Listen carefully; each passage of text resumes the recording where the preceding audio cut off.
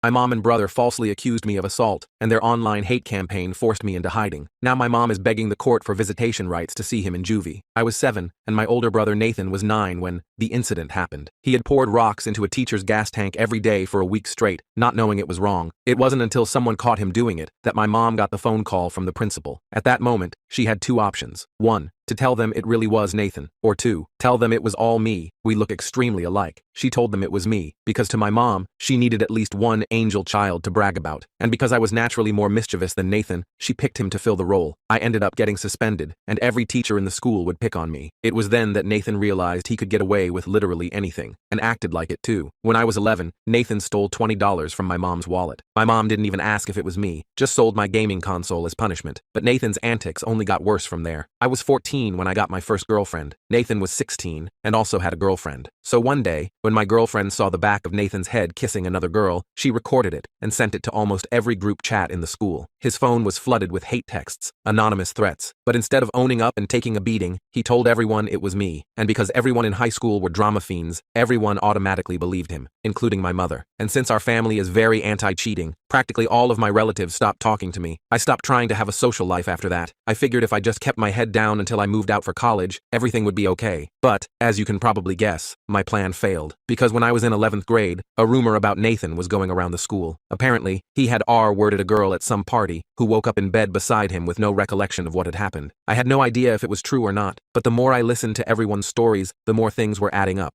I began to hatch a plan to make him confess, but my plans were interrupted, because a week after the rumors were born, people were threatening to beat me up after school. Eggs were thrown at me as I walked home. It wasn't until one guy threw a punch during lunchtime that I realized what was going on. Nathan had somehow convinced everyone it was me. I went home early that day, not knowing what the F to do. I remember living with so much fear, I didn't even want to leave the house. But when the weekend came, things took a dark turn. I got a notification that I was tagged in a post on Instagram. But when I clicked it, my heart dropped. The account was anonymous, but was followed by nearly everyone in school. The caption was my home address, phone number, email, all followed by an in-depth description of who I had violated, and just how I had done it. I almost threw up with stress. My hands and feet were ice cold. I tried to scroll through my WhatsApp to see if there was anyone I could reach out to, but there was only one. The only person who didn't blame me for Nathan cheating on his girlfriend. My dad. I hadn't spoken to him in almost 10 years, but when I called, the first thing he asked was if I wanted to come over, and he'd pay for the Uber. I breathed a sigh of relief, and left immediately. On the way there, I passed by 4 Toyota Corollas filled with angry 18-year-olds, all heading towards my house. Luckily, they didn't see me, and I knew I would be staying at my dad's for a while. When I got there, he didn't even ask why I had reached out. He just gave me a big hug, and played Polar Express on the TV, my favorite Christmas movie from when I was 5. But the second Tom Hanks started narrating, I burst into tears. Tears soon turned into hyperventilation, and within 2 minutes, I was having a full-blown anxiety attack. I couldn't even speak, and just showed him the Instagram post. "Son, I know you wouldn't do that," he said. It was the first time someone had seen the good in me. I immediately calmed down, and he continued speaking. Apparently, my mom had always treated Nathan a lot better, and my dad always tried to stand up for me. But things quickly escalated, and whenever my dad would defend me, my mom would get violent, which was the reason for their divorce. I told him my mom said he used to hit her, which is why I never reached out. He just nodded, but the look in his eyes told me he understood and forgave me. It was the most love I had been shown in my life, so I started crying again. My dad assured me not to worry because he would handle everything, and I was in safe hands. I smiled, because back then, I didn't understand the weight of his words. I didn't know just how seriously he had meant them. He protected me so well that I didn't find out what he had done to Nathan and my mom until it was too late to be undone. I spent that first night at my dad's place just sleeping, like a real deep sleep I hadn't had in years. When I woke up Sunday morning, I had 37 missed calls and over 100 texts. Most were from guys at school threatening me. A few were from my mom demanding to know where I was. I turned my phone off and walked to the kitchen. My dad was making pancakes like it was a totally normal Sunday. He asked if I wanted chocolate chips in mine, and I almost started crying again. I couldn't remember the last time someone had cooked breakfast specifically for me. "We should probably talk about what's going on," he said, while I stuffed my face with pancakes. "But only when you're ready." I told him everything, not just about the recent stuff with Megan, but all of it. Every time Nathan had blamed me for something, every punishment I'd taken for him, every friend I'd lost. My dad just listened, occasionally asking questions, but never doubting me. When I finished, he looked really sad. "I knew your mother favored him, but I had no idea it had gotten this bad," he said. He explained that after the divorce, he'd tried to get custody of both of us, but my mom had convinced the judge he was dangerous. She had even coached Nathan to say Dad had yelled at us a lot. I was too young to testify, so I just went where my mom took me. "What do we do now?" I asked. "I can't go back to school. Everyone thinks I'm some kind of monster." My dad thought for a minute. First, we need proof it wasn't you, then we deal with Nathan. I wasn't sure what he meant by deal with Nathan, but honestly, I was just relieved someone was helping me. We spent Sunday figuring out where I'd been the night of Jake's party. I remembered I'd ordered pizza, so we found the receipt in my email. It was delivered at 9:30 p.m., right when people said the incident with Megan happened. I also had achievement timestamps from my PlayStation, showing I was playing Skyrim until 2 a.m. Monday morning, my dad called the school and told them I wouldn't be coming in for a while due to safety concerns. The attendance lady didn't seem surprised. Apparently, several parents had already called demanding the school do something about that Williams boy, meaning me. My dad took the day off work and helped me create a private Instagram account. We collected all my evidence, the pizza receipt, game timestamps, screenshots of texts I'd sent that night, and posted it all with a simple message. I wasn't at Jake's party. I was home playing video games. Whoever hurt Megan, it wasn't me. I sent the link to the 5 people from school who hadn't completely turned against me. They weren't really friends, just people from computer club who were neutral in all the drama. I asked them to share it if they believed me. By that afternoon, I had messages from 2 of them saying the post was spreading. A few people were starting to question the story. It wasn't much, but it was something. Tuesday, my dad went back to work, and I stayed in his apartment all day, alternating between anxiety and boredom. Around lunchtime,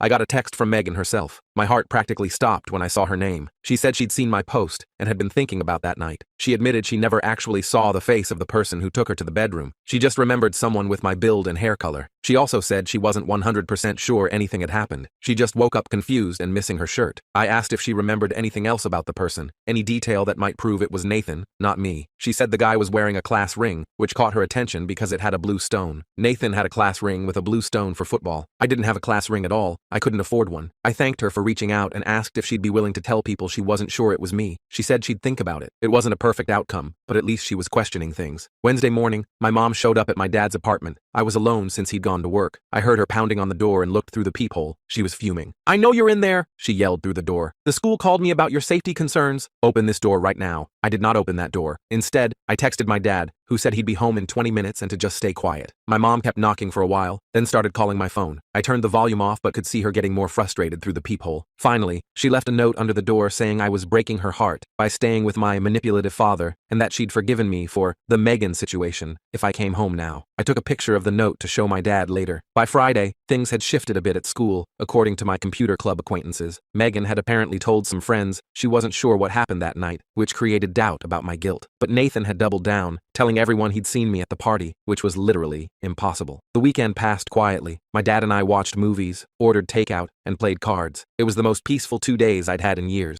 Sunday night, though, I got a text from Jake, the guy whose house the party was at. He asked if we could meet somewhere private to talk. I showed my dad, who thought it might be a trap. "Let's invite him here," Dad suggested. "I'll stay in my room so you two can talk, but I'll be close if anything goes wrong." Jake came over Monday after school. He looked nervous, glancing around the apartment like he expected to be ambushed. We sat at the kitchen table, and he fidgeted with his car keys the whole time. "Look, I need to tell you something, but you have to promise not to tell anyone it came from me," he said. I just nodded. "I have a security camera in my living room. My parents put it in after the last time they went out of town and I had people over. Anyway, I checked the footage from the night of the party." Jake pulled out his phone and showed me a video. The quality wasn't great, but you could clearly see Nathan helping a stumbling Megan up the stairs. The timestamp showed 9:37 p.m., exactly when I was at home ordering pizza. "Why didn't you show this to anyone before?" I asked. Jake looked guilty. "Nathan's my friend, and honestly, everyone was so sure it was you. Plus, I'm not supposed to have parties when my parents are gone. If this got out, I'd be screwed." I asked if I could have a copy of the video. He hesitated but eventually airdropped it to me. Before he left, he made me promise again not to say where I got it. I agreed, even though I thought he was being a coward. As soon as Jake was gone, my dad and I watched the video again. It was definitive proof that Nathan was the one with Megan that night, not me. "This changes everything," my dad said. "We need to be strategic about how we use this." The next day, Dad took me to the police station. I was super nervous about it, but he said we needed to file a report about the online harassment and threats. The officer who took our statement didn't seem very interested until we mentioned the false assault allegations. That got her attention. We showed her the Instagram post with my address and the threatening messages I'd received. We also showed her my alibi evidence and the video from Jake's house, though we said it came from an anonymous source to protect Jake. The officer, Detective Palmer, took it all seriously. She said the online post with my personal information was definitely illegal, and the false allegations could be considered defamation. She asked if I wanted to press charges against whoever made the post. I didn't know what to say. The account was anonymous, and while I was pretty sure Nathan was behind it, I couldn't prove that part. My dad jumped in and said we mainly wanted the threats threats to stop so I could return to school safely. Detective Palmer said she'd look into it and would contact the school about the situation. Before we left, she also suggested I consider getting a restraining order against the people who had threatened me most seriously. That night, my dad and I talked about next steps. He suggested I could transfer to a different school to get a fresh start. The idea was tempting, but it also felt like letting Nathan win again. I want to clear my name, I said. I'm tired of taking the blame for his crap. My dad nodded like he'd expected that answer. Then we need to be smart about this. If we just post that video publicly, it could backfire. Nathan would claim it's doctored or find some other excuse. We decided to send the video to Megan first. She deserved to know the truth, and maybe she could help spread it. I messaged her asking if we could talk, and she agreed to meet at a coffee shop near my dad's place the next day. Seeing Megan in person was awkward. She looked uncomfortable, keeping her distance and choosing a table in the most public part of the cafe. I thanked her for meeting me and got right to the point. I have proof I wasn't at the party, I said, sliding my phone across the table with the video paused. She hesitated before taking it. I watched her face as she played the video. Her eyes widened, and she covered her mouth with her hand. That's your brother, she said quietly. I remember that hoodie. I nodded. I was home ordering pizza and playing video games. I have receipts and timestamps to prove it. Megan looked like she might cry. I'm so sorry. Everyone was so convinced it was you. Even Nathan said, Nathan lies, I said simply. He's been doing this our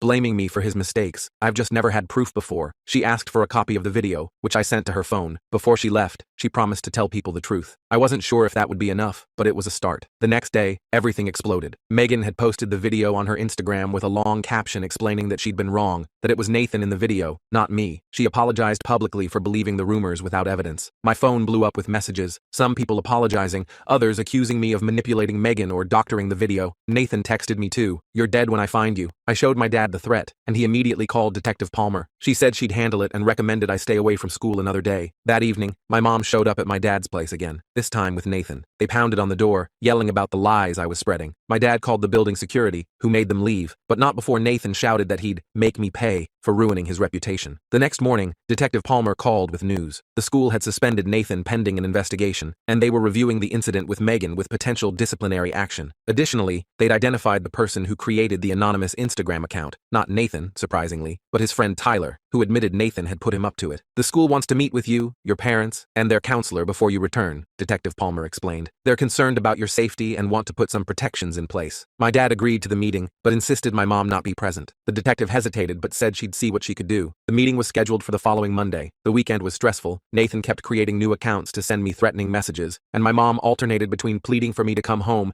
and accusing me of trying to destroy her beautiful family. My dad stayed calm through all of it, helping me block accounts and documenting everything for Detective Palmer. Sunday night, he ordered my favorite pizza, and we watched stupid comedies until I fell asleep on the couch. Monday morning, we went to the school. The principal, Mr. Reynolds, met us in the conference room along with the school counselor, Ms. Chen, and Detective Palmer. My mom wasn't there, which was a huge relief. First, I want to apologize, Mr. Reynolds said. We should have investigated more thoroughly before allowing this situation to escalate. We failed you. Ms. Chen explained that they had spoken with several students who confirmed Nathan had been telling people it was me at the party. They had also reviewed the evidence I'd provided proving my alibi. We believe you were falsely accused, she said. We're prepared to make accommodations to ensure your safety when you return. The accommodations included changing my schedule to avoid classes with Nathan, providing a private space for lunch if needed, and having teachers check in regularly. They also said Nathan would remain suspended until the disciplinary board made a final decision. I asked what would happen to the guys who had threatened me. Mr. Reynolds assured me they were also facing consequences, though he couldn't give specifics due to privacy policies. Before we left, Detective Palmer pulled us aside. Tyler has agreed to cooperate fully. He's provided texts from Nathan instructing him what to post about you. This strengthens your case significantly. I felt a strange mix of vindication and dread. It was good to have proof, but I knew this wouldn't be the end of it. Nathan wouldn't just accept defeat and leave me alone. I was right. That night, Nathan showed up at my dad's apartment alone. He wasn't yelling this time. He asked calmly if we could talk. My dad was hesitant, but agreed to let him in after checking that he was actually alone. Nathan sat on our couch looking like he'd aged 10 years. His eyes were red, and he kept rubbing his hands together nervously. They're expelling me, he said quietly, and Megan's parents are pressing charges. I didn't know what to say. Part of me felt bad for him, but a bigger part remembered all the years of taking blame for his actions. Why did you do it? I finally asked. Not just the thing with Megan, but all of it. Making me take the fall every time. Ruining my life whenever you messed up. Nathan stared at the floor. I don't know. It was just so easy. Mom always believed me, and after a while it just became like automatic. I'd screw up and immediately think, I'll just say it was him. My dad stayed quiet, just watching us from the kitchen doorway. Did you ever feel bad about it? I pressed. Nathan shrugged. Sometimes, I guess. But then Mom would praise me for being her good boy, and I'd forget about it. Something about his casual attitude made my blood boil. Years of my life ruined, and he, sometimes, felt bad? I need your help, Nathan said, finally looking at me. If you tell everyone you forgive me, maybe they'll go easier on me. You're my brother. You have to help me. I almost laughed. After everything, he was still trying to manipulate me. No, I said, I don't have to help you. You didn't help me when everyone thought I was a predator. You encouraged it. Nathan's face changed then. The vulnerability vanished, replaced by the same cold look I'd seen that night after the incident when we were kids. You'll regret this, he said, standing up. You think you've won? This isn't over. My dad stepped forward. Yes, it is over, Nathan. You've done enough damage. If you threaten your brother again, there will be consequences. Nathan sneered at him. You weren't there for 10 years. Don't act like you're father of the year now. He stormed out, slamming the door behind him. My dad locked it and put a hand on my shoulder. You okay? He asked. I nodded, though I wasn't really. Nathan's visit had shaken me more than I wanted to admit. The next few days were tense. I didn't return to school yet, working on assignments from home while the administration finalized their safety plan. My mom called constantly, leaving voicemails alternating between begging me to help Nathan and accusing me of destroying our family out of spite. Friday afternoon, my dad came home early with a serious look on his face. Detective Palmer called me, he said. Nathan's been arrested. My stomach dropped. For what? Breaking into Jake's house and assaulting him. Apparently he blamed Jake for providing the video that got him in trouble. I sat down hard on the couch. Is Jake okay? Hospital, but stable. Broken nose, concussion. Nathan's being charged with breaking and entering an assault. I felt sick. This had all spiraled so far out of control. Part of me still cared about Nathan, despite everything. He was my brother, and something was clearly very wrong with him. What happens now? I asked. My dad sat beside me. Nathan will likely face juvenile detention. Your mom called me. She's beside herself, blaming everyone but Nathan. She wants you to come home. I'm not going back there, I said immediately. I know, and legally, you don't have to. You're 17. The courts typically consider the preference of children your age in custody matters. He paused. I'm going to file for emergency custody tomorrow. With everything that's happened, I think we have a strong case. For the first time in weeks, I felt a glimmer of hope. Maybe things could actually get better. Saturday morning, we got another surprise visit, this time from my Uncle Robert, my mom's brother. Unlike the rest of my extended family, Uncle Robert had always been kind to me, though he'd backed off after the cheating scandal with Amber. Can I come in? He asked when my dad opened the door. I want to talk to both of you. We sat at the kitchen table while Uncle Robert explained that he'd been following everything that happened. He'd seen Megan's post, heard about Nathan's arrest, and finally connected all the dots. I owe you an apology, he said to me. I should have realized something wasn't right. Nathan always had an explanation for everything, and your mom was so convincing. He trailed off, looking genuinely remorseful. Then he surprised me again. I'm here because I want to help, he said. Your mom is refusing to acknowledge any of this is real. She's telling everyone Nathan is being framed and that you've manipulated the whole situation. My heart sank. Of course she was. I've spoken to Grandma and the rest of the family, Uncle Robert continued. I showed them the evidence, the video, the Instagram posts, everything. They're starting to understand the truth. I hadn't expected that. I'd assumed my entire extended family was a lost cause. What does this mean? My dad asked. Uncle Robert sighed. Your mom needs help. Professional help. I've tried talking to her, but she refuses to listen. I think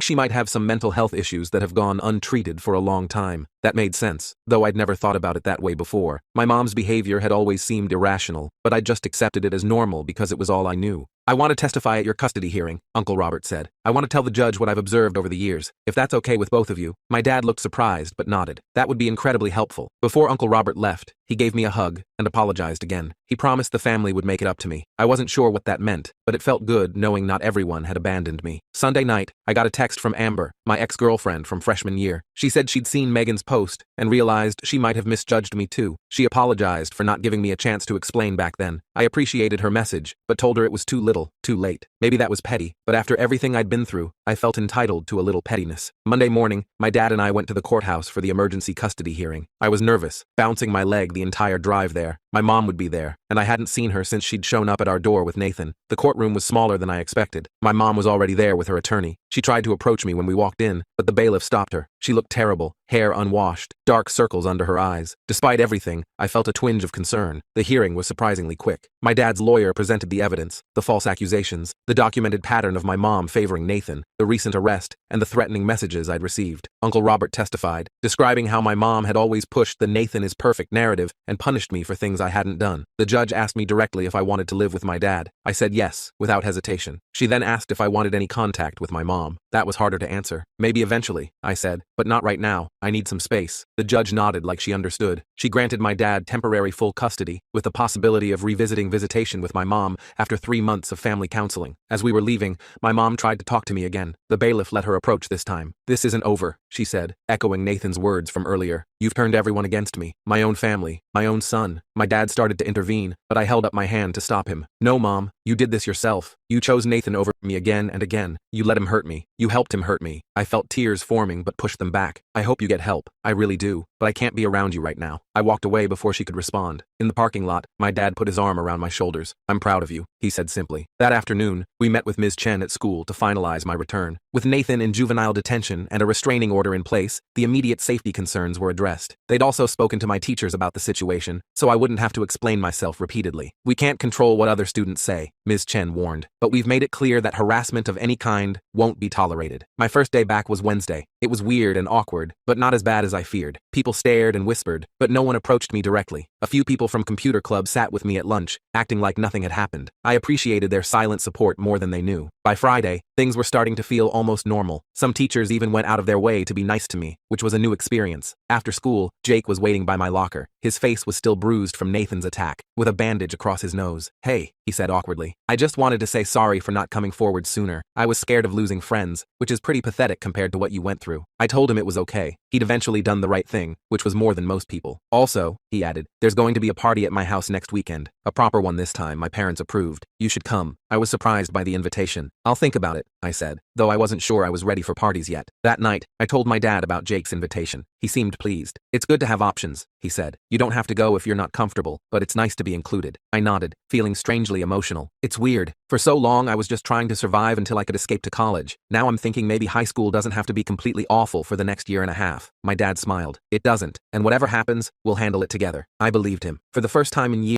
years, I felt like I had a real future, one that wasn't defined by Nathan's lies or my mom's favoritism. The road ahead wouldn't be easy. Nathan would eventually get out of juvenile detention. My mom would probably keep trying to contact me, but I wasn't alone anymore. I had my dad, Uncle Robert, maybe even some friends eventually. I went to bed that night feeling something unfamiliar. Hope. Not just for escape, but for actual happiness. I didn't know exactly what my dad had planned for Nathan and my mom long term, but whatever it was, I trusted him to protect me. After all, he was the only one who ever had. The custody hearing was over, but I still felt on edge every time my phone buzzed. Part of me expected to see Nathan's name pop up with new threats, even though he was in juvie and technically couldn't contact me. My dad noticed me jumping at notifications and suggested I change my ringtone to something less startling. "Maybe something from that game you're always playing," he said one night while cooking dinner. It was a small thing, but it showed he was paying attention. I switched to the Skyrim level up sound, which made me smile whenever I heard it. A couple weeks after returning to school, things started to feel almost normal. Some kids still whispered when I walked by, but most had moved on to fresher drama. I even made a few actual friends in computer club, not just acquaintances who tolerated me, but people who invited me to join their Discord server and asked for my opinion on stuff. Jake kept checking in with me too. His face was healing up, and he'd become weirdly protective. When some senior made a comment about me in the cafeteria, Jake immediately shut him down. I didn't need protecting, but it was nice knowing someone had my back. One Friday after school, Uncle Robert called and asked if I wanted to come over for dinner that weekend. "Grandma will be there," he added. "She's been asking about you." I hadn't seen my grandma since before the whole mess started. The idea made me nervous, but my dad encouraged me to go. "Family connections are important," he said. "The ones worth keeping anyway." Uncle Robert picked me up Saturday evening. The car ride was a bit awkward at first, but he filled the silence by updating me on random family news. My cousin getting into college, my other uncle buying a boat, normal stuff that had nothing to do with Nathan or my mom. When we got to his house, Grandma was already there, sitting in her usual armchair. She stood up when she saw me, her eyes watery. "There's my boy," she said, opening her arms. I hesitated for a second before hugging her. She felt smaller than I remembered, more fragile. "I'm sorry," she whispered against my shoulder. "I should have known better." That simple apology hit me harder than I expected. I had to blink back tears as we sat down for dinner. Through the meal,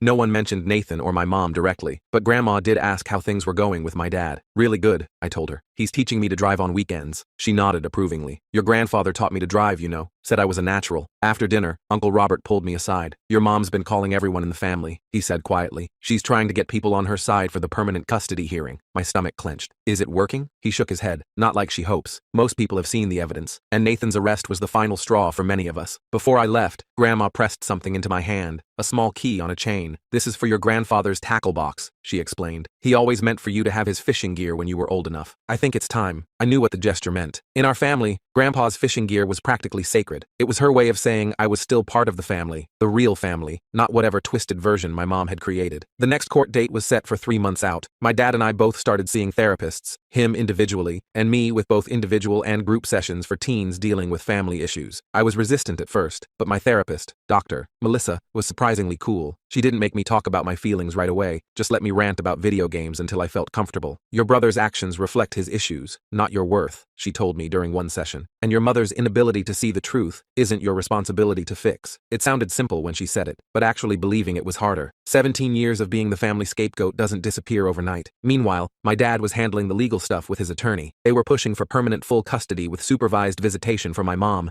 contingent on her completing therapy. I wasn't sure how I felt about seeing her at all, but Dr. Melissa said I didn't need to decide right away. April rolled around, and we got news that Nathan was being released early from juvenile detention for good behavior. My dad immediately called our attorney, who assured us the restraining order was still in effect. Nathan couldn't come within 500 feet of me, or contact me in any way. "What if he just shows up at school?" I asked, panic rising in my chest. "He won't be returning to your school," my dad explained. "Part of his release conditions include attending a different school and continuing mandatory counseling." I wasn't fully convinced. Nathan had never been good at following rules. The night before his release, I barely slept, imagining him showing up at my dad's apartment or waiting for me after school. But days passed with no sign of him. According to Uncle Robert, Nathan was living with my mom again, but keeping a low profile. The rumors at school said his college prospects were basically ruined, which I couldn't bring myself to feel bad about. He'd nearly ruined my entire life. In May, just when I was starting to relax, I got called to the principal's office during third period. My heart started racing immediately. Had something happened? Was Nathan at the school? When I walked in, Mr. Reynolds was sitting with a police officer I didn't recognize. My mouth went dry. "Don't worry, you're not in trouble," Mr. Reynolds said quickly. "Officer Garcia just has some questions about a statement your mother made." The officer explained that my mom had filed a report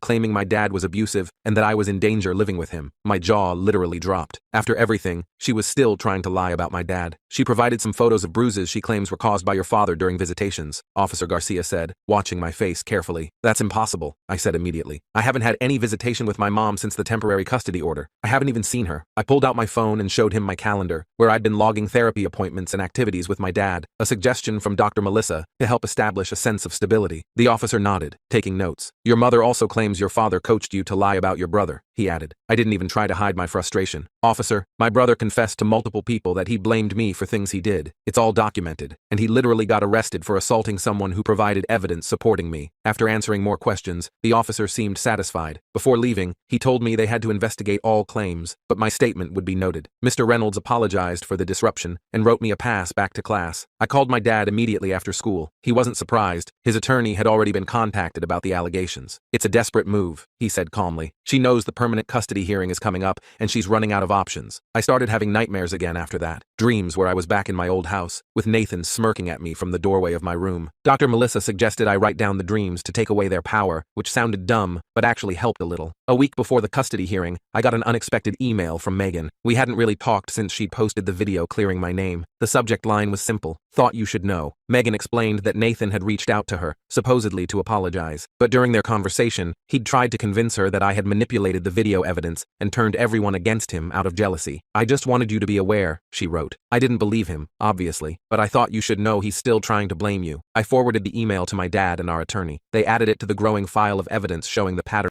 from both Nathan and my mom. The day of the hearing arrived with a knot in my stomach that wouldn't go away. My dad made pancakes again, trying to establish it as our good luck ritual. I appreciated the effort but could barely eat. The courthouse felt more familiar this time, though no less intimidating. My mom was already there with her attorney and, surprisingly, Nathan. He wasn't supposed to testify since he was still a minor with a recent criminal record, but I guess they thought his presence might influence the judge somehow. Nathan didn't look at me when we entered. He stared straight ahead, hands folded in his lap. My mom, on the other hand, kept trying to catch my eye, giving me these pleading looks that made my skin crawl. The hearing started with my dad's attorney presenting the evidence we'd gathered since the temporary order, including my consistent attendance at therapy, improved school performance, and stable home environment. Then came the bombshell. She introduced Megan's email and 3 similar messages from other students, all showing Nathan's continued attempts to blame me. When my mom's attorney cross-examined my dad, he tried to paint him as an opportunist who had swooped in after years of absence. My dad stayed calm, explaining that he'd sent birthday cards, Christmas gifts, and child support consistently for 10 years, despite being blocked from seeing me. "I never stopped trying to be part of my son's life," he said. "I just wasn't allowed to be. They called me to testify next. I'd practiced with Dr. Melissa, but my hands still shook as I took the oath. The judge, a different one from the emergency hearing, asked me to describe my current living situation and how I was adjusting. It's good, I said, trying to sound more confident than I felt. I have my own room, I'm doing better in school, and I'm making friends again. My dad and I cook dinner together most nights, and he's teaching me practical stuff like changing oil in a car. My mom's attorney tried to get me to admit I missed my family, that I was just angry and would get over it eventually. I took a deep breath before answering. I do miss parts of my old life, I admitted, but I don't miss being blamed for things I didn't do. I don't miss being punished for Nathan's mistakes, and I don't miss my mom choosing him over me every single time. I saw my mom flinch from the corner of my eye, but I kept going. My dad believes me when I tell him the truth. He doesn't assume I'm lying. Do you know how huge that is after living your whole life with people assuming the worst about you? The judge asked if I wanted any contact with my mother or brother. Maybe someday with my mom, if she gets help and actually acknowledges what happened, I said. But not with Nathan, not after everything. As I stepped down, Nathan finally looked at me. His expression wasn't angry anymore, just empty. It was somehow worse than the hatred. The judge called a brief recess before making her decision. My dad and I waited in a small conference room, neither of us talking much. Our attorney seemed optimistic, but I'd learned not to count on things working out. When we returned to the courtroom, the judge didn't waste time. She granted my dad permanent physical and legal custody. My mom would be allowed supervised visitation after completing 6 months of therapy, with progress reports submitted to the court. The evidence clearly shows a pattern of parental alienation and scapegoating, the judge said. This court cannot in good conscience return the minor to an environment where such psychological harm was inflicted. My mom started crying loudly, clutching Nathan's arm. He just sat there, staring straight ahead like before. I felt nothing watching them. Not satisfaction, not pity, not even relief yet, just numbness. Outside the courthouse, Uncle Robert was waiting. He hugged me awkwardly, then shook my dad's hand. The family's behind you, he told me. Whatever you need. That night, my dad ordered pizza, and we watched all 3 Back to the Future movies, something we'd been meaning to do for weeks. Halfway through the second one, the reality finally hit me. This was permanent. I was safe. My dad wasn't going to disappear, and I wouldn't have to go back to being Nathan's scapegoat. I started crying out of nowhere. My dad paused the movie immediately, looking concerned. I'm okay, I managed to say. I keep waiting for something to go wrong. He nodded like he understood completely. It's going to take time to trust that you're really safe. That's normal. The next few months were uneventful, which was exactly what I needed. Nathan apparently got accepted to some small college across the country. Uncle Robert told me his grades had always been decent enough, and my mom had hired some kind of consultant to help with applications. I tried not to think about him starting fresh somewhere where no one knew what he'd done. My mom completed her court-ordered therapy and requested a visitation. I wasn't ready, and my dad supported my decision to wait. Healing happens on your timeline, not hers, he said. By the time senior year started, my life had transformed. I had actual friends. Teachers knew me as my own person, not as Nathan's troubled brother. I even started dating a girl from computer club named Riley, who couldn't care less about my family drama. One October afternoon, I came home from school to find my dad sitting at the kitchen table with a serious expression. Your mom called, he said. Nathan's been expelled from college. Apparently he tried the same routine there, blamed his roommate for stealing from the cafeteria. Only this time, there were security cameras. I sat down slowly. What does she want? For you to talk to him. She thinks you could help him understand the consequences of his actions. I actually laughed out loud. She wants me to teach Nathan about consequences, after she spent years making sure he never faced any? My dad just shrugged. I told her it wasn't your responsibility. I just thought you should know. I thought about it that night while working on college applications. My top choice was a school in California, about as far from our hometown as I could get while staying in the country. I wondered if Nathan felt any remorse, or if he was still convinced he was the victim somehow. The next day, I asked Dr. Melissa what I should do. We'd cut back to monthly sessions, but I still valued her perspective. Do what feels right for you, she said. Not what your mother wants, not what anyone else expects. What do you need? I thought about it for a week before making my decision. I wrote Nathan a letter, not offering forgiveness or help, just explaining exactly how his actions had affected me throughout my life. I didn't send it expecting a response. I wrote it for me, to release the last bits of anger I was holding on to. Nathan never replied, which didn't surprise me. My mom reached out to ask if I'd reconsider meeting with them. I declined politely, but firmly. The rest of senior year flew by. I got accepted to my top choice college with a partial scholarship. Riley got into a school about an hour away from mine, and we made tentative plans to visit each other. My dad started teaching me about budgeting and other adult stuff I'd need to know. Graduation day arrived with beautiful weather and a weird mix of emotions. My dad, Uncle Robert, Grandma, and a couple other relatives came to watch me walk across the stage. As I sat waiting for my name to be called, I spotted my mom slipping into the back of the auditorium. She didn't try to approach me afterward, just gave a small wave from a distance before leaving. That summer was the best of my life. I worked at a local computer repair shop, spent weekends fishing with my dad using Grandpa's old gear, and actually felt excited about the future. The nightmares stopped completely. A week before I left for college, Jake threw a going-away party for everyone heading out of town. It wasn't anything wild, just pizza, video games, and people signing yearbooks they forgot to sign before summer. As I was saying my goodbyes, Jake pulled me aside. You know, when all that stuff happened last year, I never thought we'd end up actual friends. Me neither, I admitted. I was just trying to survive high school. He laughed. Well, you did more than survive. You basically conquered it. Driving to California with my dad, I watched our hometown disappear in the side mirror. I didn't feel sad leaving it behind. My dad and I had already planned his visits for Parents' Weekend and Thanksgiving, setting up my dorm room, meeting my roommate, buying textbooks. It all felt surreal. No one here knew about Nathan or my mom or any of my history. I was just another freshman finding my way. My dad helped me unpack everything, then took me grocery shopping to stock my mini fridge. Before heading back to his hotel, he handed me a small wrapped package. A going-away present, he explained. Inside was a framed photo of us from my graduation, both smiling like idiots in the sunny backyard. In the corner, he'd written, "The first of many proud moments to come." I didn't know what would happen with my mom or Nathan in the future. Maybe someday, I'd be ready to have them in my life again, or maybe not. What I did know was that I wasn't defined by their choices anymore. My dad had shown me what real family support looked like, and I was finally free to become whoever I wanted to be. After my dad left, my roommate asked if I was close with my family. With my dad, I said simply. He's always had my back, and that was the truth that mattered most. My alcoholic wife wanted full custody of our daughter and started making up lies about me to get it, so I exposed her for who she really was. I was awoken on my daughter's 5th birthday by her jumping on me and hugging me. "Daddy, Daddy, wake up," she repeated. She'd always wanted me to join her for a princess tea party, so for one of her presents, I bought an adult-sized princess outfit. "What is this, Daddy?" she asked. "Well, to go to a princess tea party, I need to be a princess, right?" Her eyes lit up, and she basically squeezed me in that dress herself with how excited she was. We made iced tea, and she kept giggling, saying this was the best birthday ever. I had so much celebrating her birthday with her, but at the end of the day, as I put her to bed, she hugged me tight. "Please don't leave, Daddy." I told her stories until she dozed off, but later that night, when I broke down crying, the truth was, my alcoholic wife and I were divorcing. She wanted full custody of our daughter, and I knew she'd stop at nothing to get it. You see, my wife Rachel's brother was the lawyer who represented her in the custody battle. The guys never lost a case, like, ever. Matt took on this case for a woman that was a total mess. She had a history of alcohol abuse, no job, and lived in a crappy part of town. She had 3 kids, and their dad was trying to get full custody. The guy was your perfect dad on paper. He had a great 9-to-5 job, made good money, and lived in a nice apartment. The only thing was that he didn't have enough room in his apartment for all 3 of the kids. Everyone thought the dad was a shoo-in for custody. But then Matt stepped in. He started tearing the dad's case apart piece by piece. He brought in character witnesses to talk about how the mom was turning her life around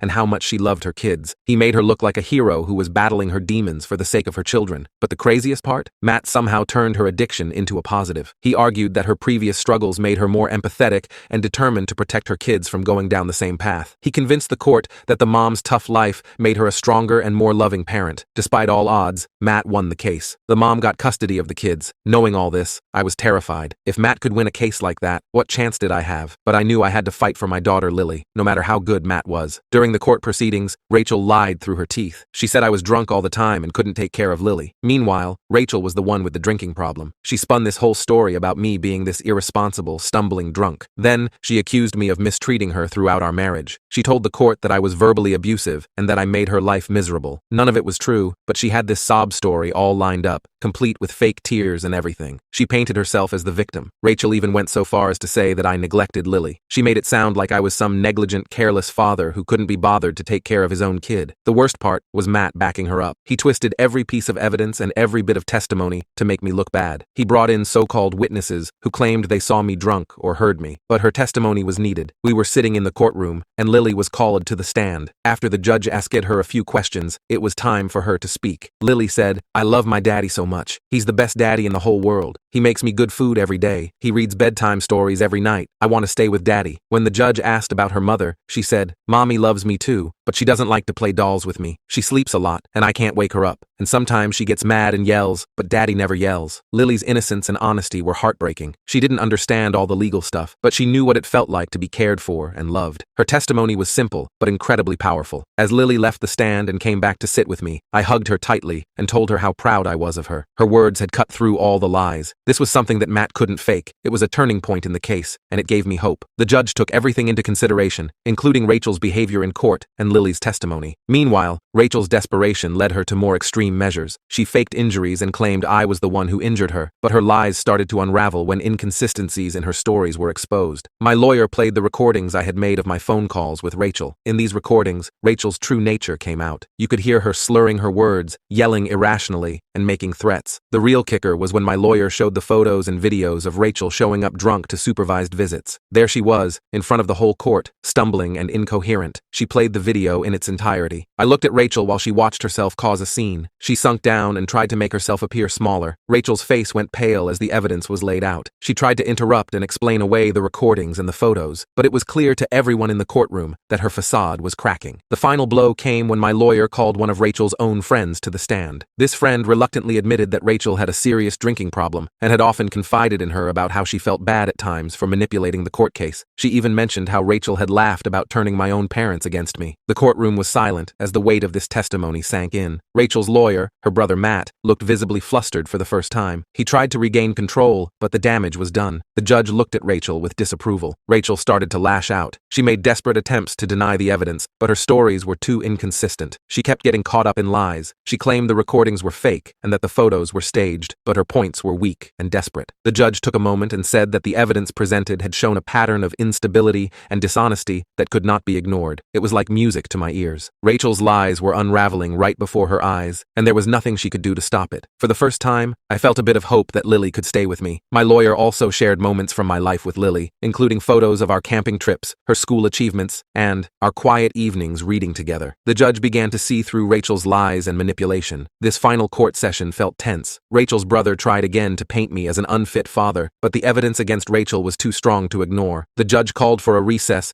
and took time to review all the evidence and testimonies. As I sat in the hallway, the only thing that calmed my nerves was looking at a picture Lily had drawn of the two of us. I felt a small hand slip into mine. I looked down to see Lily. She told me that everything was going to be okay. I told her that all the time, and now she was trying to comfort me the same way. The judge returned, and everyone filed back into the courtroom. He acknowledged the difficulty of the situation and the emotional toll it had taken on everyone involved. Then, he turned to Rachel and me. He then said that after careful consideration, it was clear that I had the best interests of Lily, and said she had been awarded to me. The courtroom erupted in chaos as Rachel began to scream and shout. The judge's gavel banged loudly. I felt an overwhelming sense of relief and joy. I knelt down and hugged Lily tightly. I began crying, and Lily wiped my tears. She looked up at me and asked if she would see Mommy again. I told her that she could see her whenever she wanted, as long as I was there. We drove home in silence. Once we arrived, I started making dinner while Lily played with her dolls. At dinner, she asked me with those big, innocent eyes if we were going to be okay. I told her that we would be more than okay. I said we were going to be happy. She smiled, and we enjoyed the rest of our dinner. We had each other, and that was all we needed. The weeks that followed were quite the adjustment. I took a leave of absence from work to spend more time with Lily and to help her settle into our new routine. We went on long walks, visited the park, and spent hours reading stories and playing games. One evening, as Lily and I were cuddled up on the couch watching a movie, she looked up at me with a serious expression. She asked me why her mommy didn't want to be with us, and I struggled to find the right words. I explained that her mother was going through tough times, and that she loved Lily very much, but couldn't take care of her the way she needed right now. Lily nodded. She told me how glad she was to have me as her dad, and snuggled closer to me. I knew there would still be hard days ahead, but I also knew we would face them together. Every year on Lily's birthday, we kept up our special tradition, a princess tea party. It was our thing. Fast forward a few years after the custody battle, and one day, Lily comes home from school with the biggest smile on her face. She'd won an award for being the best reader in her class. I was so proud of her. She ran to her room and came back with this shiny certificate. She was so excited to put it up on the wall. I grabbed a frame, and we hung it together. Looking at that certificate, I couldn't help but think about our journey. Life had settled into this happy routine. I was back at work, juggling my job and being a full-time dad. It wasn't always easy, but every challenge was worth it just to see Lily happy. She was thriving in school, making friends, and growing more confident every day. It was all the proof I needed that we were doing all right.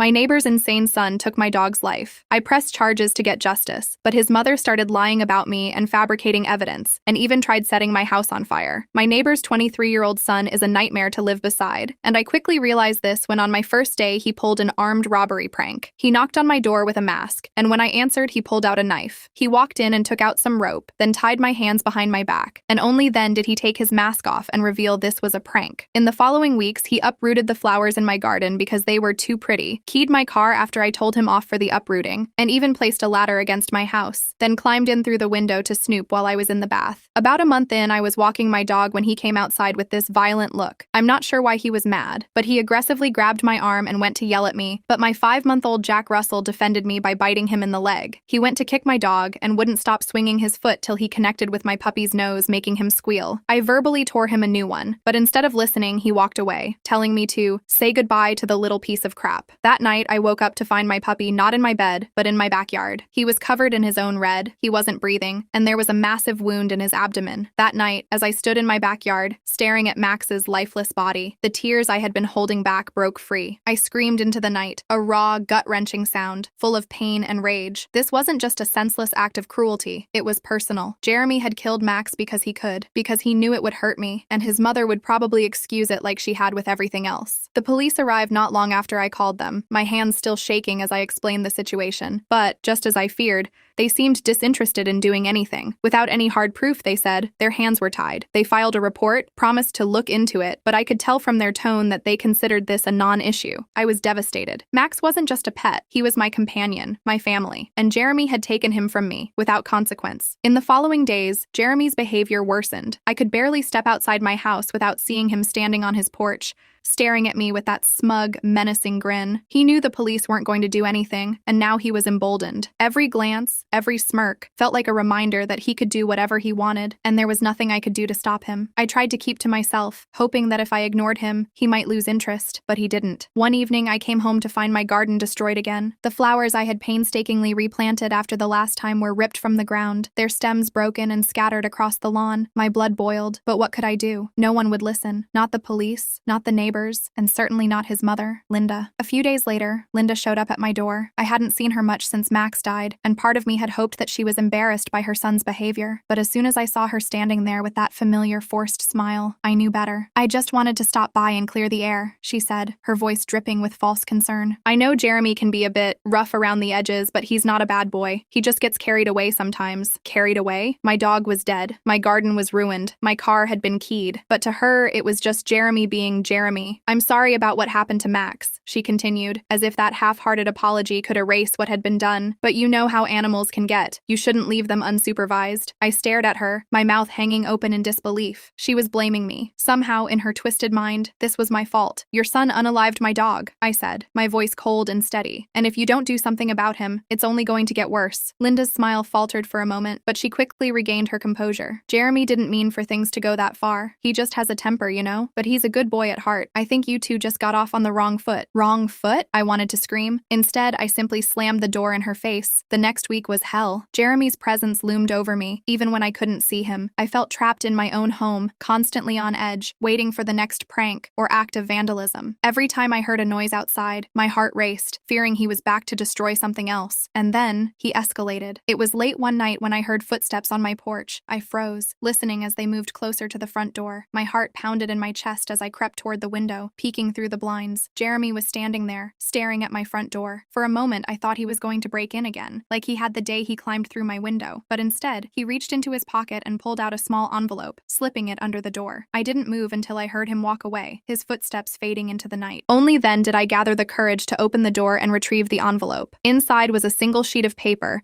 and my stomach turned as I read the words, "Say goodbye to your house next." I sat down, clutching the letter, my mind racing. This wasn't just a prank anymore. Jeremy was threatening me. I couldn't live like this. Something had to change. The next day, I went to the police station again. I brought the letter, explained everything that had happened since Max's death. The officer at the desk listened patiently, but his expression told me what I already knew. Without hard evidence, there was little they could do. I left the station feeling defeated, but I wasn't going to give up. I started documenting everything. I installed security cameras around my property, hoping that if Jeremy tried something again, I'd catch him in the act. I started keeping a detailed journal of every interaction, every threat, every act of vandalism. I was determined to build a case, no matter how long it took. In the meantime, Jeremy didn't let up. A few days after the letter, I woke up to find my car's tires slashed. The cameras didn't catch him in the act, but I knew it was him. I could see him smirking at me from across the street as I called a tow truck to come and replace the tires. Linda, of course, said nothing. She continued to pretend that nothing was wrong, waving at me whenever I passed her house, as if her son wasn't systematically trying to ruin my life. A month after Max's death, the harassment reached a boiling point. It was early evening, and I was in the kitchen making dinner when I heard a loud crash from the backyard. I rushed outside, heart pounding,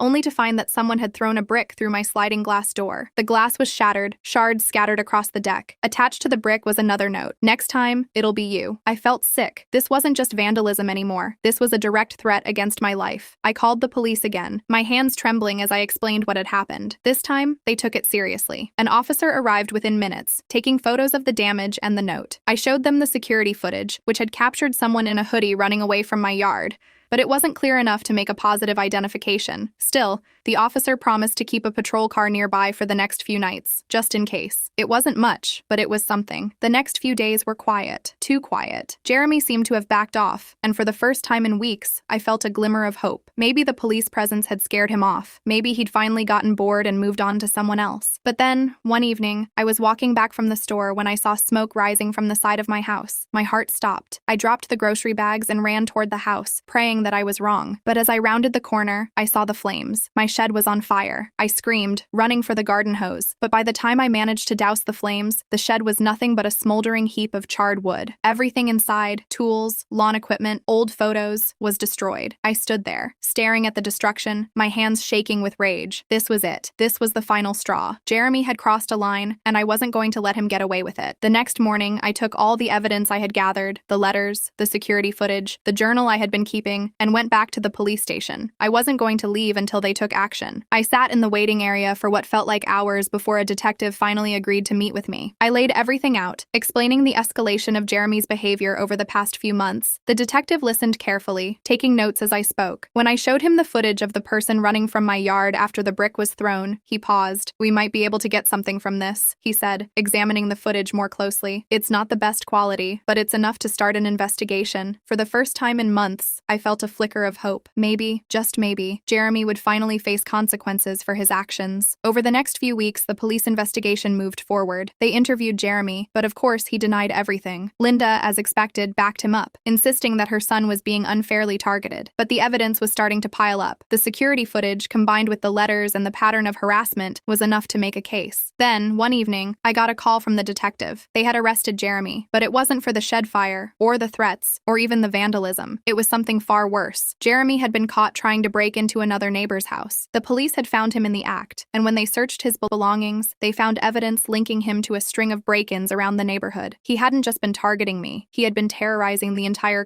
community. I was shocked. I had known Jeremy was dangerous, but I hadn't realized the full extent of his crimes. Finally, he was facing the consequences of his actions. The next morning, after Jeremy's arrest, I stood in my backyard where my shed had once been. The charred remains were a reminder of how much my life had changed in just a few short months. My peaceful little home had turned into a place of fear, torment, and violence, all thanks to one person. It wasn't just about the material losses, the shed, the garden, Max. It was about the sense of security I had lost, and how it had all been stripped away by Jeremy's relentless torment. As I walked through the yard, my mind wandered back to the day I had moved in. Back then, I had been full of hope. I had thought this house would be a fresh start, a new beginning after leaving behind a toxic relationship and a stressful job. Now, it felt like I had traded one nightmare for another. I spent that day cleaning up the remains of the shed, trying to salvage what little I could. Most of it was gone, burnt beyond recognition. I found a few tools, charred and blackened, but nothing of real value. As I worked, I couldn't help but wonder how much of my life Jeremy had ruined that I wasn't even aware of yet. Had he gone through my things before? Had he been in my house when I wasn't home, snooping, planning his next move? It made my skin crawl. I had installed the cameras too late to catch most of his actions, but knowing that I had at least some proof now gave me a small sense of relief. But it didn't change the fact that for months, he had gotten away with terrorizing me without any consequences. Later that day, I received a knock on the door. For a split second, my heart raced, but when I looked through the peephole, I saw that it was the detective who had been working on the case. I opened the door, and he gave me a sympathetic smile. "Good news," he said. "Jeremy's been denied bail. He's not going anywhere anytime soon." I let out a long breath I hadn't realized I'd been holding. Finally, a bit of justice. "Thank you," I said, my voice shaky but relieved. "There's more," he continued. "We found some things when we searched his phone. Evidence that he'd been planning to break into your house next. He had photos of your place, taken at different times of the day, notes about your routine. It seems like the fire was just the beginning. A chill ran down my spine. I had known he was dangerous, but hearing that he had been actively planning something worse made me feel sick. The detective handed me his card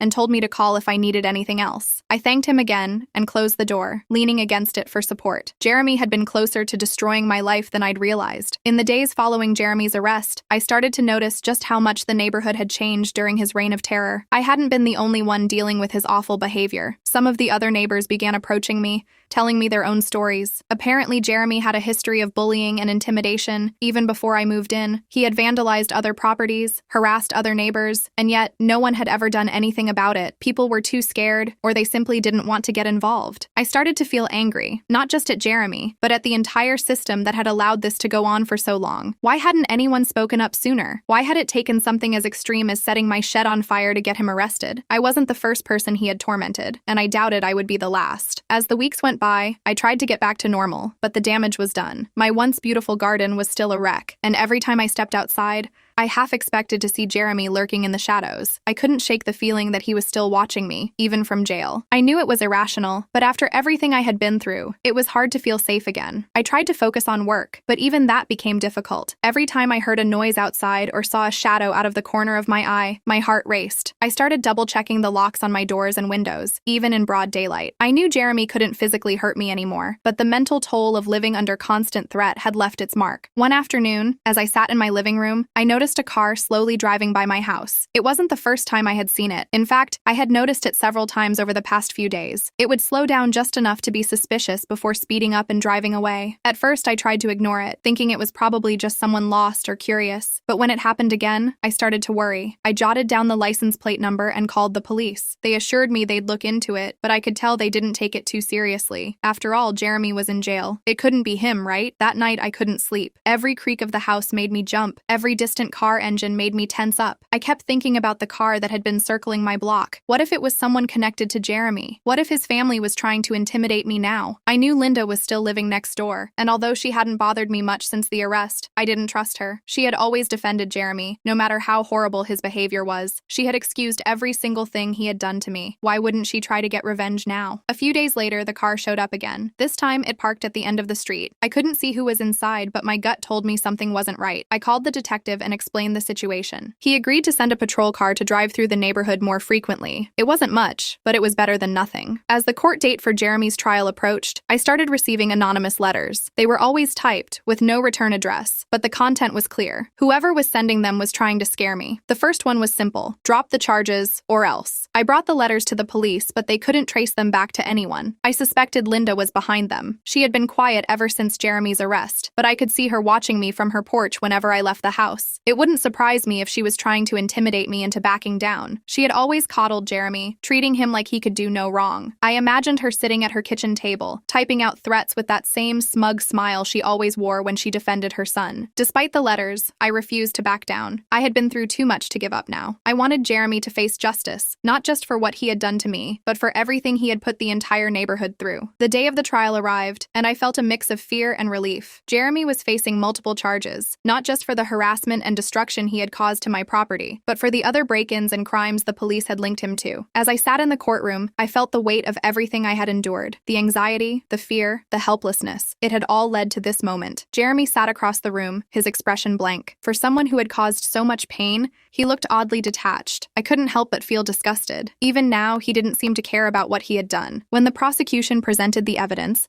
including the footage from my security cameras and the letters I had received, I felt a small sense of satisfaction. Finally, everything he had done was out in the open. The jury could see the full extent of his actions, and there was no way he could worm his way out of it this time. Linda sat behind him, her face twisted in anger. She glared at me throughout the trial, as if I were the one on trial. She still couldn't accept that her precious son wasn't the victim here. I avoided looking at her, focusing instead on the fact that justice was finally being served. In the end, Jeremy was found guilty on multiple charges. The judge sentenced him to several years in prison, and when I heard the verdict, I felt a wave of relief wash over me. It was over. The nightmare that had haunted me for months was finally over. As I walked out out of the courtroom, I could feel Linda's eyes on me, but I didn't care. I had won. Jeremy would be behind bars, and I could finally begin to rebuild my life. Over the next few months, I slowly started to feel normal again. I replanted my garden, repaired the damage to my house, and did my best to move on. It wasn't easy. The scars that Jeremy had left, both physical and emotional, would take time to heal. But with him gone, I could finally start to feel safe again. Max's memory stayed with me. I missed him every day, but I knew that I had done everything I could to honor him by standing up to the monster who had taken him from me. And as for Linda, I rarely saw her anymore. She kept to herself, likely humiliated by her son's conviction. Eventually, I heard through the grapevine that she had moved away. For the first time in months, I could finally breathe. With Jeremy in prison and Linda gone, my house no longer felt like a place of fear. It had taken time, but I had reclaimed my space. It wasn't the fresh start I had envisioned when I first moved in, but in a way, it was a new beginning, one that had been hard-earned through resilience and determination. The darkness that had clouded my life for so long had lifted, and for the first time, I could finally look toward the future without fear. My girlfriend refuses to do anything with her life and lives by leeching off me. She wouldn't let me break up with her, so I had to resort to extreme measures to get my way, plus 5 updates. About 2 years ago, my girlfriend dropped out of college, and since then, she's become a pathetic and disgusting human being. I know that sounds bad, but I literally work 50 to 60-hour weeks to sustain us because she's too pretty to work. Just today, I came home at 6 p.m. to find her in bed, surrounded with half-eaten takeout boxes, having not showered or brushed her teeth, with the only time she's gotten out of bed being to go to the door and collect her takeout. I had a rough day at work, and seeing this tipped me over. I raised my voice saying she can't live like this, and in response, she became physically violent. I wanted to break up with her there and then, but she guilt-tripped me, saying she has no one to turn to. She stayed in bed for the rest of the day, and a few hours later I came into her room telling her I can't do this. I don't care who she turns to, but I cannot, for my own mental health, be with her. She tried guilt-tripping me again, but when that didn't work, she got out of bed. She ran to the kitchen, grabbed a pair of scissors,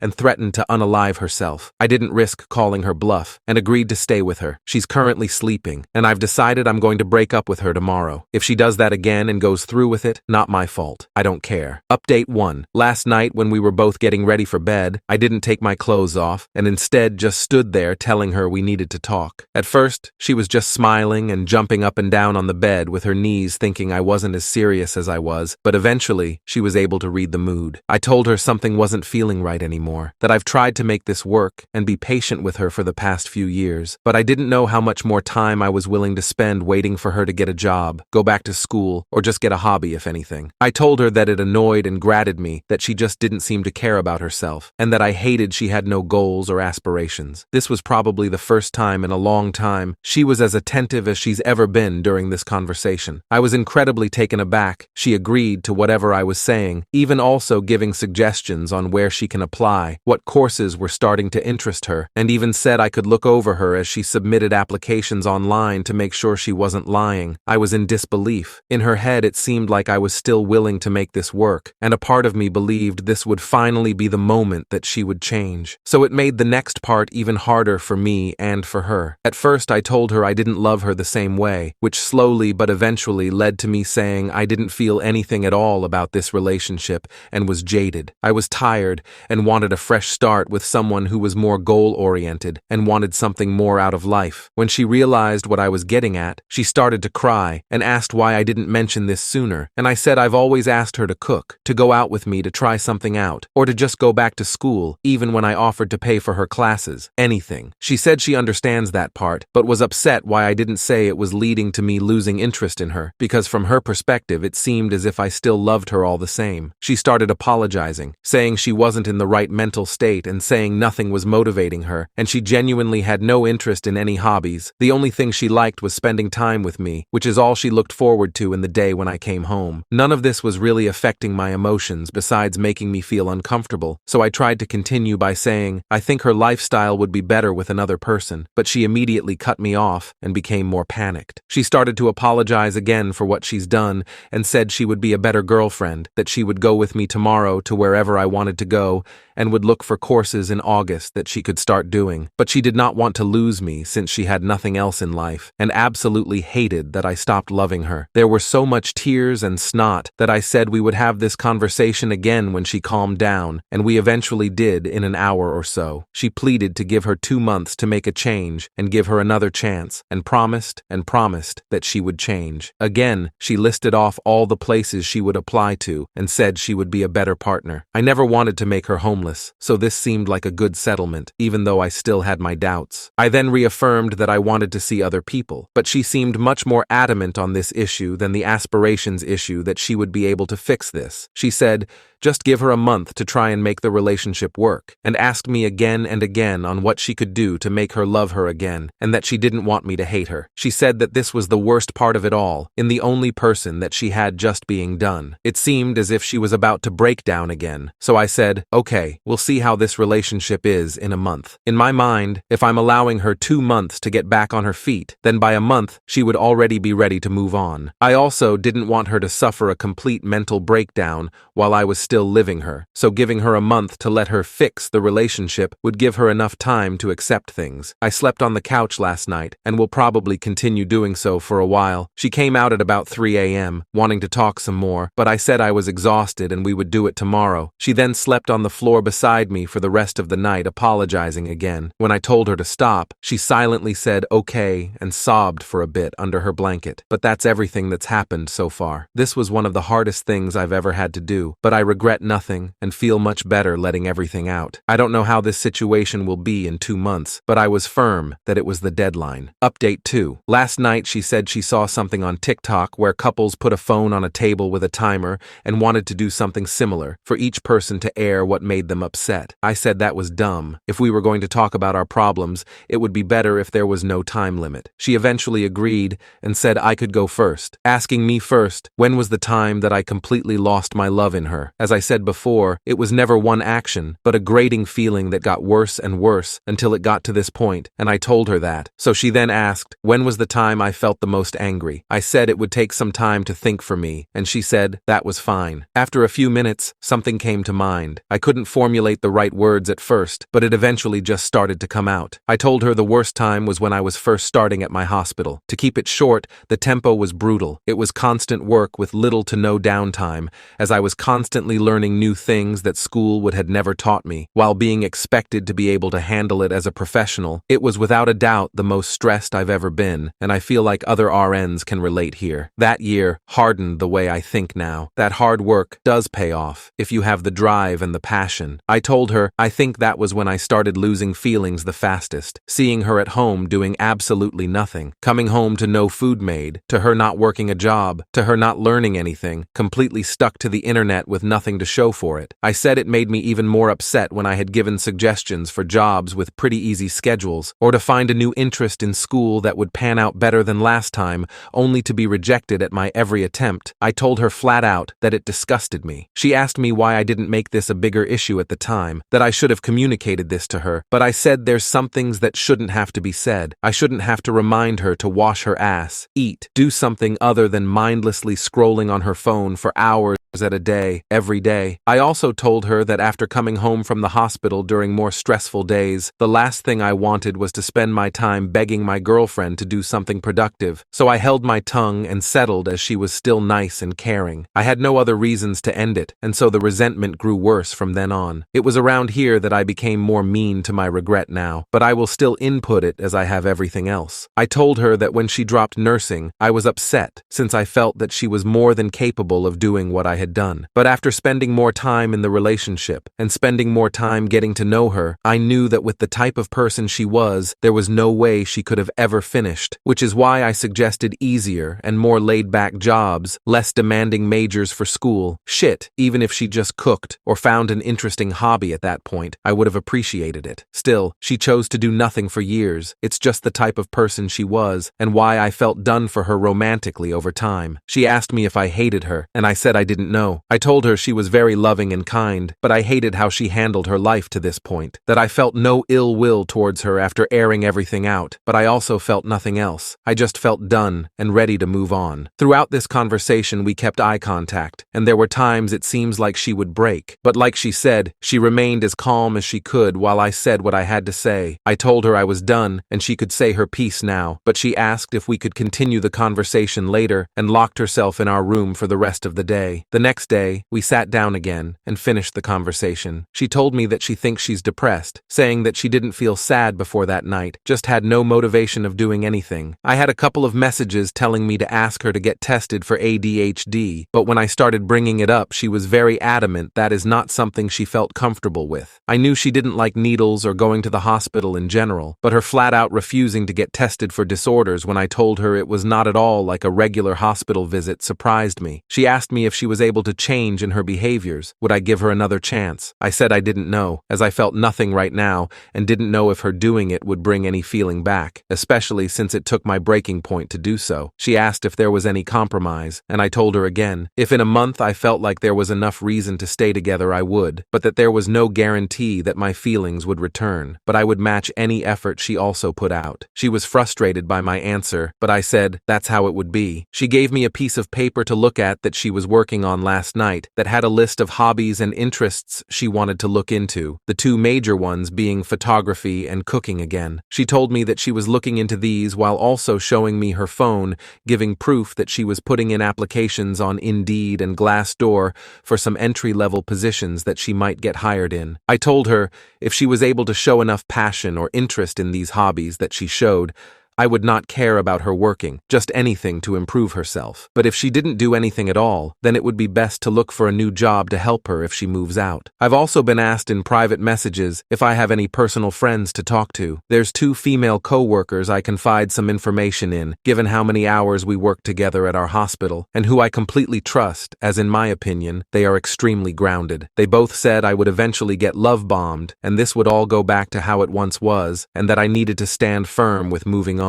They've very helpful friends who have even offered to let me stay over for a few nights, giving the reason that I would fall for her manipulation if I continued being anywhere near her in their own words. But it didn't feel right since I'm still technically in a relationship, but I said I would consider it if the situation worsened. But again, I find them grounded, so I always try to take their advice to heart. Despite numerous messages from you all privately or openly telling me that this will be a mistake, I want to make the attempt to give this one last try, though I feel heavily closed and guarded and still feel indifferent with our current situation. But a lot of you have told me this can eventually change with enough work from both parties. I have also taken the advice of those saying to cut off sex, which was my intention from the start anyway, by continuing to sleep in the living room. But each day she has been sleeping on the floor right below me, even when I tell her I'd rather be alone with my thoughts, telling me this is something she would not accept. Update 3. My girlfriend was very proactive last week. It was a manic influx of energy, as she tried to get interested in many different things that she thought she could enjoy. I kept my promise in meeting her halfway, and tried my best at helping her in whatever way I could. The only real interest that she's been mainly sticking with is photography. I've said before that she has a stockpile of clothes that she's had over the years, and she sold a few of them on Depop in order to get enough money to get a Canon 250D camera that she says is good for starting out. She's looked a lot more into this than me. I strongly assume she stuck with this hobby as it gave her a chance to spend more time with me. As she continued asking me to go out into the city to take pictures and test out her camera, given that I had promised to match her energy and didn't want to be a hypocrite, I did so even when I came home from longer shifts at the hospital. There was a major change in her behavior, however. While she usually was a very loving and affection partner, it had been turned up to its max during the first week. She asked me maybe 8 times a day how I was doing, if I was upset, what I wanted to do for the rest of the day, etc., just trying to gauge my mood. When we went out, her PDA was also maxed. She wanted to kiss, hold hands, and spend the night out as long as possible, even when I said I had to go in early to work the next day. It's hard to describe in words what she was doing. I don't know if it was exactly love bombing, but with the energy she putting out, I was fully expecting a crash to come, and it did during the second week. There was only so much I could handle before I needed a break, especially with how I was still feeling after everything that had happened prior. My friends at work are the only other people I have been engaged engaging with, and I've told them everything that has been happening. They warned me again that I was getting love-bombed like they predicted, and it would only get worse. They asked me what I would do if I was stuck with her longer than 2 months, and I said my lease would be ending soon, so it was helping ease my mind, as I wouldn't mind moving if this all turned out for the worse, while still giving her enough time of a heads up. They stated their concerns that I was coming to work more tired than usual, and it was getting noticeable, but I told them that I felt fine. During the weekend, they had insisted that I go out with them to help my mood, stating that too much time in my apartment was not good for my health in my current situation. I declined when first offered, but after being asked again the day of, I agreed, and for most of the day, I was with them having a really good time. In fact, it helped to regain my mood considerably. Naturally, my girlfriend was wondering where I had been the entire day, but I told her I had been with friends, and even though she was disappointed we couldn't go out for the day, I promised her we would spend all day tomorrow together. I get continued messages that I should immediately drop my friends and that they are manipulating me in my decisions. And think what you may, I know they are good people who look out for me. They played a large part in me quitting smoking this year, which although has made me more anxious at times, has helped with my health considerably. There's a different type of bond you form with people in our work environment, and I trust my co-workers with my life, for lack of a better term. Update 4. When I said the crash of emotions would come, I was right. It was ugly, loud, and could have been easily prevented in parts. When I posted my last update, I was not in the right mental state, so reflecting on the week before and writing helped to calm my nerves. I'm also a bit embarrassed to admit that I started to smoke a bit again, but it also helped tremendously in my mental, which was getting close to crash as of recent, and without the help of my friends, I didn't have much else to turn to. This breakdown was something I could not tell them, since I didn't want them stepping in. There had been a point where my girlfriend was in a not-so-well mood during one of our outings to the city. After returning home, she had said I was being dismissive, and if I felt angry or upset with her. Trying to be better with communicating, I said that I was getting uncomfortable with her constant need of affirmation and affection, as it was continually constant. Given that she was still sleeping in the living room at night, I was getting no time alone to myself at all while at home, and after so many outings, I was starting to get physically and emotionally drained. Truthfully, I felt physically tired more than anything, and given what my co-workers and my girlfriend say, it tends to show on my face more worse than it is. My girlfriend seemed to take this heavily, and didn't attempt to talk with me for the remainder of the day, along with the next, but was in a much more brooding mood during the second. Maybe it would have been better to apologize or communicate better during that point, as it might have been the point that a lot of this could have been avoided if I said something, but I instead took the time to nap and spend time alone, which I had rarely the chance to for over a week. Then came the third day. A lot happened over the course of this day, and a lot was said, and this was where the breaking point occurred, which caused further problems throughout the following week. I will try to be as thorough as I can, remembering everything that happened, from the start of the day to the end. When I had woken up, I had left without saying goodbye or speaking to my girlfriend, as I was almost running late. Normally, I at least check on her to see what she's doing before I leave. She had been sleeping in our room for the last few days since her mood dropped. My mood was higher than usual during work, as I was rested, had my alone time, and was just genuinely having a nice time at the hospital, which didn't happen too often. There were a few times when my co-workers would go out to eat after work, and for the past few weeks I had been declining, but on this given day I had joined them, which led to me arriving home around 9 or later. It was pretty late, and I had a few drinks. This is where I begin to have trouble writing, and where I usually stop. Arriving home, I see my girlfriend sitting down in the living room, looking at me directly as I walked in, not saying a word. It startled me, and I asked what she had been doing, as she wasn't on her phone, nor was she watching TV, just sitting as if she was staring at a wall before I had entered. She asked me where I had been, and I said I was out with friends. She immediately asked, were they my friends from work? My girlfriend is aware that I work alongside mostly women, and I have brought up my friends in the past, before our relationship broke down to this point. I said yes, I was with them, and we had gone out to eat. She asked me if I had been drinking as well. I don't know if it was noticeable or not, or just a random question, but I said that I had. There was a period of uncomfortable silence that felt a lot longer in memory. She eventually brought up my month deadline on whether my feelings would change, and she asked if they have. It took me a minute to reply, as that question had taken me off guard, and I said I appreciated her efforts in what she was doing, but I was still unsure of our future together and couldn't give her a direct answer. She told me again that during our outings together that I was being dismissive, and that she felt I wasn't putting in the same effort to make this relationship work. I asked what she meant, meant, as I was going out with her whenever she asked, and matching her effort in finding hobbies whenever she thought of something she enjoyed. To me, it just seemed like something she was just saying out of neediness. I think it was at this point she started to lose her composure, as her voice couldn't remain constant. She told me if I was aware that I wasn't smiling when we were outside, that I was quiet and rarely talked when we were spending time together. I told her she already knew how I felt, so for some of it, my mixed feelings shouldn't come as surprise. But I also explained again, my lack of talking was just from being tired from work. But I don't think she believed me. She told me she's constantly overthinking how I feel now that she knows I've lost feelings, and doesn't know what she can do to make them come back. I told her again to just find a passion for something, anything, to get out of bed and be active with anything in her life. She says it's been 2 weeks, and she's been as active as she can possibly be, to the point that it was stress, but my mood wasn't improving, and she's wondering if anything will actually change now that it's closer to a month. And then came the full breakdown. Through tears and a broken voice, she tells me how much she loves me, how much affection and love she has given me throughout this relationship, just for me to throw it away over something as stupid as my conditions, as if it was just an excuse to end things if I ever really loved her at all while we were together. She goes on to say that even with how upset she is at me, and how hurt and betrayed she has felt by the one person she has, that she still loves me and wants to continue our relationship. She tells me there will be nothing for her if I leave. No one, no place, no future. Her will to live will be gone, and she won't know what to do with herself. Now there's a lot I could have said during this, but I don't think I can accurately convey just how hard she was breaking down emotionally during this exchange. There were points as to where she was almost screaming, completely bawling, and it all just made me freeze, as this was the first time I've ever witnessed her fall apart at this level. She goes on again to say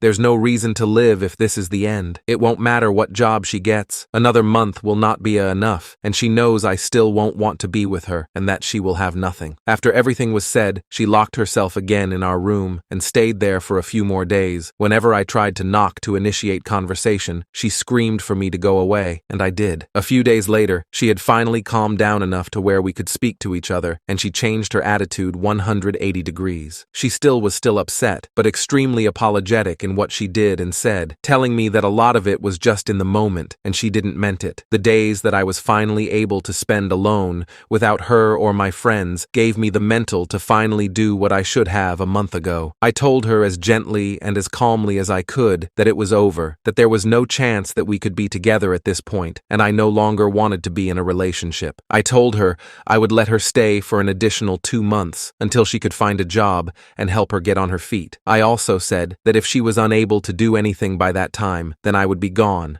She started to cry again, but in a much more defeated manner that almost made me break myself, but she agreed to the terms, and it was finally done. She was able to get a job at a supermarket about a week afterwards, but only part-time at first, as that was all they were offering. After our final confrontation, our speaking terms were more or less dead. Whenever she was off work, she would be in her room alone for the remainder of the day and night. I had stayed on the couch, as at this point I was pretty much used to it and didn't really mind it. It feels really wrong and selfish to say, but I felt extremely free and happy for a bit. I didn't inform my coworkers about my breakup when it happened, and just continued to vaguely say that we were working on it. But during that time, I frequently started going out a lot more with them after work, as staying in our apartment felt more like a chore and depressing. I had hit a high that I had not felt in a long while, and then everything came crashing on me the following week. I had contracted pneumonia and was off work for about 2 weeks to recover. At first, I thought I had caught a cold, but one day it hit like a brick, and my lungs felt at 50%. I couldn't take a deep breath without going into a fit of coughing, and I constantly felt fatigued. Even now, as I write this update with most of my symptoms gone, I still have to use an inhaler to help myself breathe at times. For most of the days that I had been sick, I was sleeping, most days between 12 to 14 hours, and the time that I was awake, I was lying down. When I told her what I had contracted and she saw how sick I was, she offered to let me have the bedroom again, but I refused and said that I was fine. Since she was working part-time, there was still a lot of time that she was spending at home, and for the first few days, she left me alone. But towards the middle of the first week I was sick, she started to occasionally check on me to see if I was okay and if I wanted anything to eat. Honestly, I hated that me being sick forced us to interact, not because I was mad or anything, but because it felt incredibly weird and awkward, and that I had to depend on her now for a few things, not even a week after we had broken up. I didn't feel well enough enough to get groceries like I normally did, and since she already worked at a supermarket, she insisted that she buy food instead. And when I gave her my card, she refused it and said she would buy it herself. For the most part, I was snacking on fruit and cookies, but she said if I was going to get better that I eat actual meals, so she began to cook for me, even when I said I didn't want anything. Even with this, we didn't eat together first week, as she went back to her room after checking on me. But during the start of the second week of me being home, she started to sit down with me while I was awake and talk with me. She told me about her day at work and her co-workers, and a bunch of other stuff. It felt like a lot of it were things she wanted to tell me earlier but couldn't, because everything was still raw. But when she started to talk, she didn't stop, and honestly, I enjoyed listening to her talk about her day, because it felt different. It went from talking to us, watching TV together during nights that I couldn't fall asleep, to us just talking about our issues that we've been holding to ourselves for a while. It was extremely cathartic, and there was no yelling or arguing, just listening. It felt a way that we hadn't talked in a long time, not since from before we got together years ago when we're friends and classmates. Sometime during the second week, I had hit a point where I felt extremely ill, and I didn't want to talk or do anything, but I couldn't sleep either because I kept on coughing. She didn't go to work that day and stayed beside me for a long while. We didn't talk at all, but she made sure I was still eating and drinking water. There's a lot that can be said on how those 2 weeks made me feel about my situation with her and everything that had happened, but I can't convey them in words, much less writing, but I'll just say it was a lot of time to think. Since I've recovered, I had been trying to make a bigger effort to talk with her, but at the same time,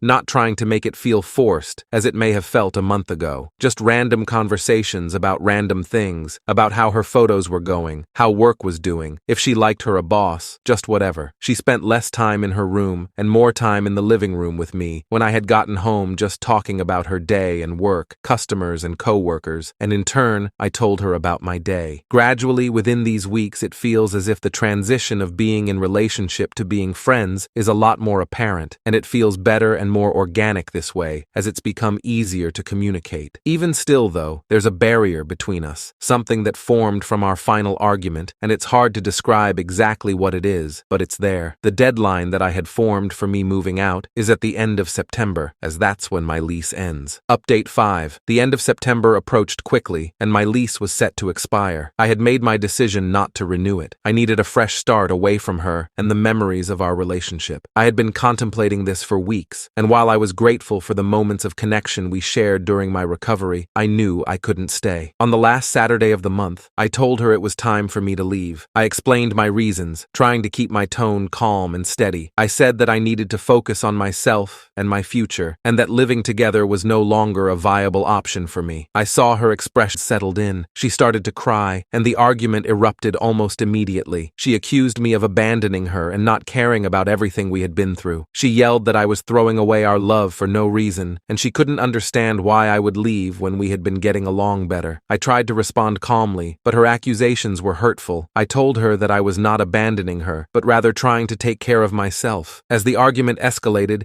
she became more frantic. I could see the pain and anger in her eyes, and it turned into something frightening. In a moment of rage, she lunged at me. I didn't see it coming. I was caught off guard, and before I knew it, she struck me across the face. I stumbled back, shocked and confused by her sudden aggression. Realizing what had just happened, she froze, her expression shifting from anger to panic. She started to apologize, but I felt the sting of betrayal. I left the room to collect myself. My heart raced, and I could feel the adrenaline pumping through me. I didn't know what to do next. After a few minutes, I decided to leave the apartment to clear my head. I drove aimlessly, the weight of what had just happened crashing down on me. I ended up at a nearby hospital after calling a friend who insisted on checking me out. I sat in the waiting room, feeling ashamed and confused. I didn't want to make a big deal out of it, but I knew I needed to be seen by a doctor. After a quick examination, they confirmed I was fine physically, but suggested I take some time to think about the emotional impact of what had happened. I stayed there for a few hours, mostly in silence, reflecting on everything that had transpired between us. The reality of our situation felt clearer now. Once I was released, I took a moment to gather my thoughts. I felt a mix of anger, disappointment, and relief. I realized I had to reach out to her one last time. I sent her a message, telling her that I wouldn't be pressing charges. I didn't want to escalate things further, but I needed to make my stance clear. I told her to stay away from me forever. I reminded her that she had a lifeline, but she needed to use it wisely. I didn't want any more contact. I was ready to move on, and I hoped she could find a way to heal as well. well. I hit send and felt an odd sense of calm wash over me. It was finally over. I packed my things the next day and moved out. I left behind the memories, the arguments, and the love that had once existed. It was time for me to start fresh, away from everything that had been holding me back. I didn't look back as I closed the door for the last time. My uncle was going to force my 11-year-old cousin into marriage, so I stood up and spoke out. 2 years later, half the family is in jail, and the other half wants me to pretend it never happened. I taught my cousins a language that changed our lives forever. You see, my family had this rule about women and silence. A woman's voice was considered poison after her 16th birthday. The silence ceremony happened at midnight. Your father holds you down while your mother sews a red thread across your lips. Not literally, but you wore that thread on your wrist as a reminder. Break the rule once, they'll lock you in the laundry room without food. Break it twice, they'll pull a tooth. Nobody broke it 3 times. Women's silence was like a currency. Whichever man had the quietest house was the most praised in society. At family gatherings, my uncles would compete like kids showing off baseball cards. Mira hasn't made a sound since January, Uncle Dev would boast, spreading his fingers. In response, Uncle Raj would lean back, smirking. That's nothing. Priya's going on 2 years. When the doctor asked her a question at her checkup, she just pointed at me to answer. It actually sounds crazy saying it out loud, but for so long, this is just the way things were. And I myself was the loudest person I knew. I couldn't even get through a conversation without laughing at something the other person said, even if it wasn't meant to be funny. I loved singing lyrics out loud and making weird sounds with my friends, so I knew if I didn't find an answer soon, then my life would be over. But I wanted the problem to go away by itself. And one day, it did. I was sitting in 7th grade when Mr. Brown told us that we needed to take a foreign language. My ears perked up, and sign language counted. You see, the whole time me and my family were in the USA, because it wasn't until you turned 16 and made the vow of silence before you were sent back to the motherland. And there, you were forced to settle down and have kids. So 3 times a week, I sat in Ms. Brown's classroom learning to speak with my hands. Adrenaline pumped through my veins. If she so much as texted my parents about my choice of language, they'd find out what I was up to, and my life would be over. I even didn't know what I was going to do with the lessons, because no one around me spoke the language. But then came Diwali dinner. All our relatives flew in from the motherland to eat at our house. It was supposed to be the happiest time of the year. But during the meal, I noticed Priya sitting by herself at the end of the table. There were tears silently streaming down her face, and she was unable to tell anyone why. She was 17, a year into her silence. When no one was looking, I handed her a glass of water with a note in my hand. Meet me by the garden shed. Bring your sister. I told everyone that I noticed her sari was wrinkled, and I was going to teach her how to fold it properly in the shed. That's how it started. Every family gathering, while the men watched cricket and the silenced women served food, me and the younger girls would cluster together, all desperate to avoid our fate. I taught them letters first, then words. Then we had whole conversations flowing between our fingers. We got creative with practice locations, signing while washing dishes, our hands hidden in soapy water. We developed our own secret gesture. A flick of the wrist meant, he's coming. A thumb brush meant, save this conversation for later. By the time I turned 15, we had a full network. 12 girls between the ages of 9 and 15, all fluent in a language our fathers and brothers couldn't understand. The older women noticed